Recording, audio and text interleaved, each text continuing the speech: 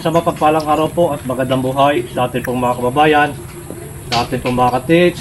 Muli, samahan niyo po ako sa pagbabahagi pa rin po ng munting kaalaman tungkol po dito sa decode degrees compass. Yan. Ito po yan mga ka-teach, para po doon sa ating mga ka-teach na bago pa lamang po sa paggamit na ganito po mga klaseng degrees, na mahalaga po ito lalo na kapag nandun na po tayo sa area, ay kailangan po ito. Ito po mga ka-teach ay muli ko pong ibabahagi kung paano po ito ginagamit. Ito po yung degrees. Yan, dito po yung east, west, north, south. Ayan mga ka-teach. At makikita nyo rin po dito na dito po yung mga jewelries, ayan, mga money bank na kung saan po natin makukuha yung mga giveaway. Ayan ito mga ka-teach. At muli po mga kababayan, kapag naroon na po kayo sa inyong area, ang una po ninyong hahanapin ay yun pong isang mother code. Tulad po ng isang old tree na panahon pa po ng mga Hapon, o kaya po yung isang bato na pinakamalaki sa lahat, yung tinatawag na mother code, na doon po tayo kukuha ng bearing, alignment, papunta po doon sa tamang deposito. Dahil ang isang mother code po mga ka-teach, mga kababayan, lalo na po kapag yan ay malaki ang bato, so yan po yung unang binabalikan ng mga Hapon, na yan po yung isa sa mga palatandaan na kapag nakabalik po sila sa Pilipinas, yan po yung unang pupuntahan nila, yung isang mother code, yung isang pinakamalaking bato na hindi po kayang itulak ng tao, ibuwal, at dyan po sila magbabase na kapag dyan sa malaking batong yan, sa mother code, kapag nakapatong po sila sa ibabaw, nakasalta sila, lahat po ng mga deposito na bilaw sa paligid ay tanaw po yan, kita po yan. So mga kababayan, napakahalaga po nito. Saan po ba ito ginagamit? So ito po yung north, east, west, south. Yan, mahalaga po yun. Ito po yung mga alignment, ito po yung degrees sa paggamit po para malalaman natin yung kung nasaan, ano yung mga distansya, ilang meters na tatama po doon sa ating degrees. So ito mga kababayan, mga ka-teach, isang halimbawa po, ito yung isang malaking bato, yung tinatawag na mother code. So kakailanganin nyo po yan mga ka-teach, kapag nakita nyo na po ito po yung isang mother code na pinakamalaking bato sa lahat. Makakailangan po kayo ng compass, yung military compass na mabibili po natin sa Shopee, o pwede rin po yung compass sa cellphone.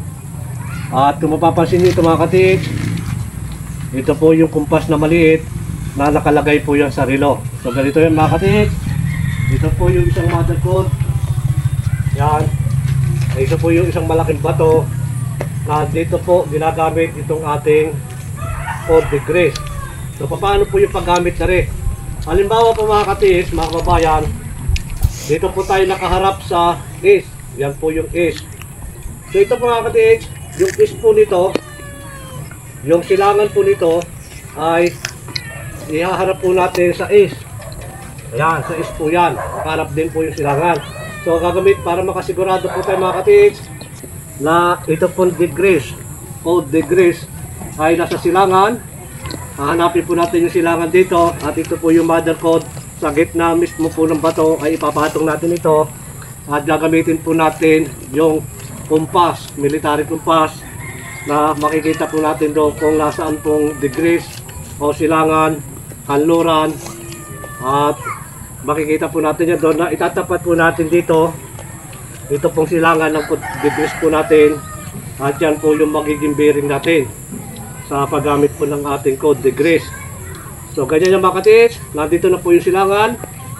Ayan, sa pagkuha po ng giveaway, paano po ba ito kinukuha? Nandiyan po yung silangan, nandito po yung south.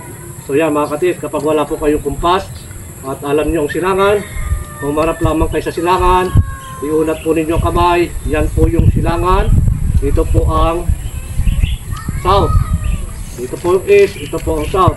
So ito po yan mga ka-teach, nakaganyan po kayo yan. So ito pong kalahati nito, sa pagitan po ng south at east, na dito po yung degrees nya na tinatawag na 135 degrees. Kalahati po yan. So mula po diyan sa kalahating yan, mula po sa batong ito, papunta po doon, gitna po niya 135 degrees.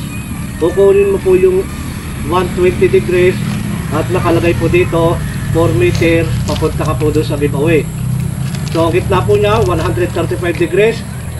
Ang tabihan po niya sa bandang kaliwa 120 degrees, 4 meters. Kapag wala po yun diyan, nasa 150 degrees, wala pa rin po sa southeast, 5 meters.